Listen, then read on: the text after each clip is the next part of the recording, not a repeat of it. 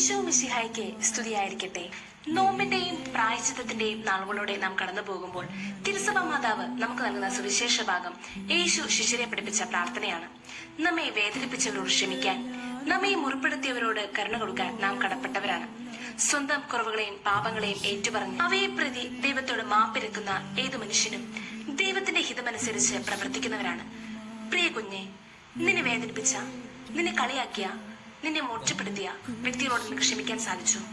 ഇല്ലെങ്കിൽ ഇപ്രകാരം പ്രാർത്ഥിക്കണം: ഞങ്ങളുടെ കടക്കാരോട് ഞങ്ങൾ ക്ഷമിച്ചതുപോലെ ഞങ്ങളുടെ കടങ്ങളും പാപങ്ങളും ഞങ്ങളോടും ക്ഷമിക്കണമേ.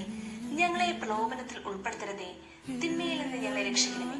ഈ നോമ്പുകാലത്തിൽ നമുക്ക് തീരുമാനമെടുക്കാം, ഏവരെയും സ്നേഹിക്കാൻ, ഏവരോടും ക്ഷമിക്കാൻ, ധാരാളം നന്മകൾ ചെയ്യാൻ. ലഭിക്കുന്ന അവസരങ്ങൾ നന്നായി ഉപയോഗിക്കുമെന്ന് ദൈവം അനുഗ്രഹിക്കട്ടെ.